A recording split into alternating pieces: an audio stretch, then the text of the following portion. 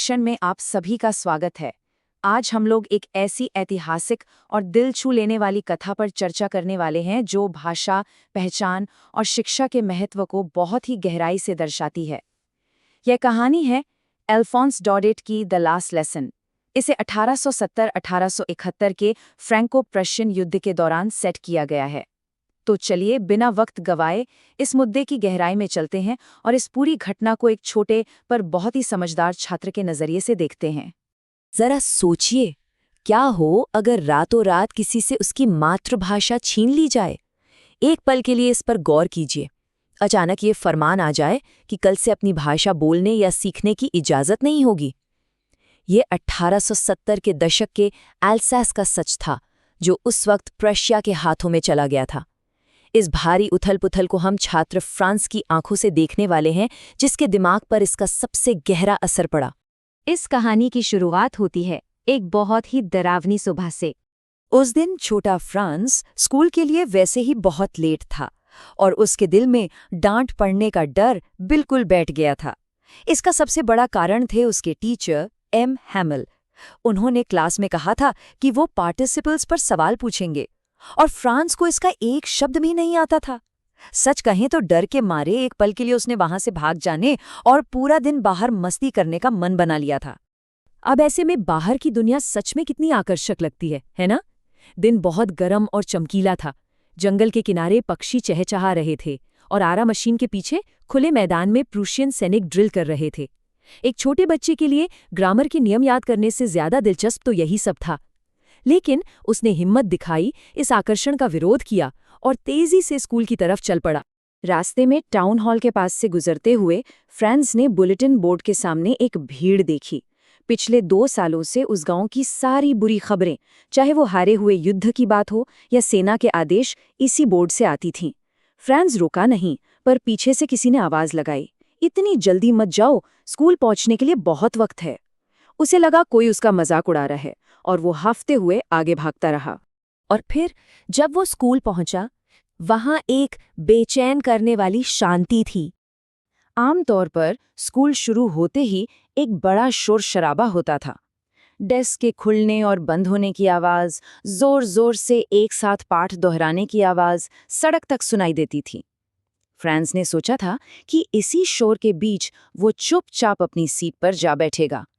लेकिन उस दिन सब कुछ किसी संडे की सुबह जैसा शांत था।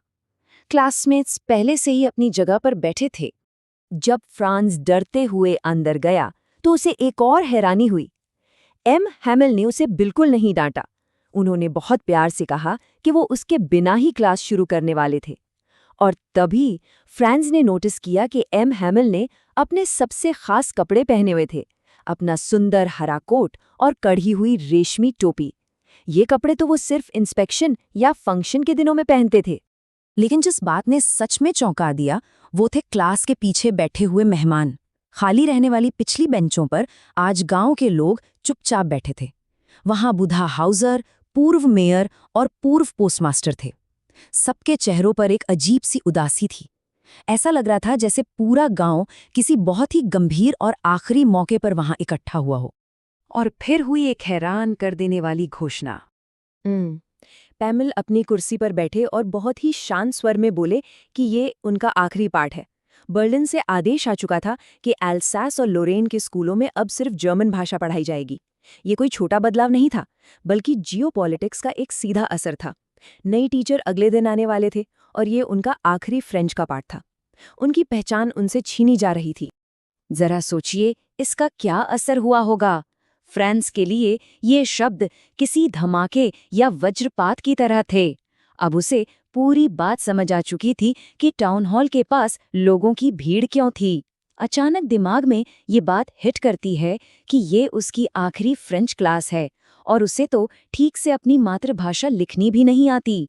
यहीं से हम देखते हैं नजरिए में एक अचानक बदलाव। उस क्लास में बैठे एक छोटे से छात्र का दिमाग पूरी तरह घूम गया। एक ही पल में फ्रांस का मन पछतावे से भर उठा। उसे याद आया कि कैसे उसने हमेशा पढ़ाई को कल पर टाला था।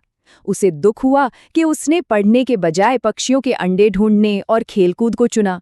अब बाहर बैठे लोगों को ये कहने का मौका मिल गया था कि देखो ये कैसे फ्रेंच लोग हैं जिन्हें अपनी भाषा भी नहीं आती। ये बिल्कुल सच है कि कैसे एक घोषणा से चीजें रातों रात बदल जाती हैं। फ्रांस के शब्द बिल्कुल दिल छू लेने वाले हैं। जो किताबें थोड़ी देर पहले उठाने में भारी बोझ लग रही थीं, अचानक वो उसके पुराने दोस्त बन गईं जिन्हें वो अब कभी खोना नहीं चाहता था। और यही नहीं, एम हैमिल को लेकर उसका डर भी बिल्कुल गायब हो गया। अब उनकी स्ट्रिक्टनेस कोई मायने नहीं रखती थी। पर इस पूरी हालत के लिए एम हैमिल ने सिर्फ बच्चों को दोष नहीं दिया। उन्होंने समझाया कि इसमें कहीं ना कहीं सबकी गलती थी। माता पिता चाहते थे कि बच्चे फार्म में काम करें ताकि थोड़े और पैसे मिल सकें, और खुद उन्होंने भी तो कई बार पढ़ाने के बजाय बच्चों को अपने फूलों में पानी डालने भेज दिया था। ये पछतावा सिर्फ फ्रांस का नहीं बल्कि पूरे गांव का था। इसके बाद उन्होंने एक बहुत गहरी बात उठाई, जेल की चाबी। अपनी आखिरी क्लास में एम हैमिल ने अपनी भाषा के लिए अपना पूरा प्यार दिखाया। उन्होंने सबसे कहा कि फ्रेंच दुनिया की सबसे खूबसूरत, स्पष्ट और तार्किक भाषा है। उनकी अपील बहुत साफ थी, गांव वालों को अपनी भाषा की हिफाजत करनी चाहिए और इसे कभी भूलना नहीं चाहिए, क्योंकि जब तक भाषा है तब तक उनकी पहचान और उनकी आज़ादी बची हुई है। इसे ध्यान से सुनिए, ये बहुत बड़ा मैसेज है। जब लोग अपनी भाषा से जुड़े रहते हैं तो वो गुलाम होकर भी आज़ाद रहते हैं। भाषा उस जेल की चाबी की तरह है। जब उन्होंने ग्रामर का पाठ पढ़ाया तो हैरानी की बात देखिए, फ्रांस को उस दिन सब कुछ बहुत आसानी से समझ आ गया, क्योंकि उसने पहले कभी उतने ध्यान से, उतने फोकस से क्लास में सुना ही नहीं था। इसके बाद लिखावट की क्लास शुरू हुई। उस दिन क्लास में ऐसी शांति थी कि सिर्फ पेपर पर पेन चलने की आवाज आ रही थी। हर कोई पूरे ध्यान से लिख रहा था। तभी छत पर कबूतरों के गुनगुनाने की आवाज आई। फ्रांस, जो अब पूरी तरह से अलर्ट था, उसके दिमाग में एक बहुत मासूम पर गहरा सवाल उठा। क्या वो इन कबूतरों को भी जर्मन में गाने पर मजबूर करेंगे? ये सवाल दर्शाता है कि किसी पर जबरदस्ती थोपी गई चीजें कितनी गैर कुदरती होती हैं। अब हम आते हैं इस कथा के आखिरी पहलू पर। वक्त तेजी से गुजर रहा था।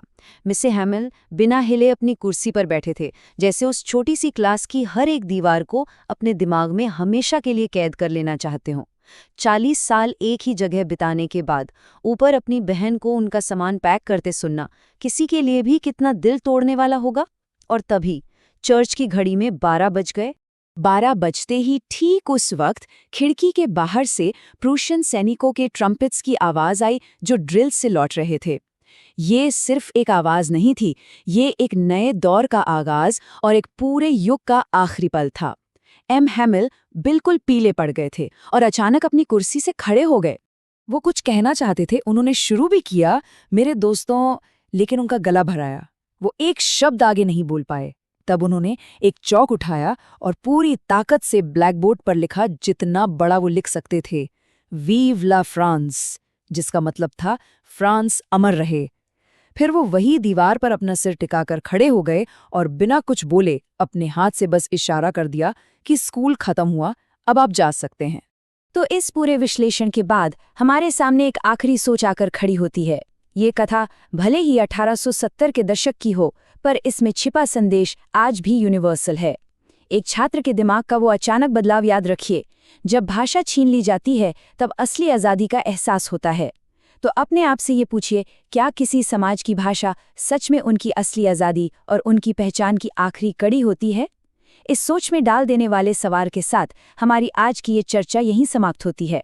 जल्द ही मिलते हैं एक और नए विश्लेषण के साथ।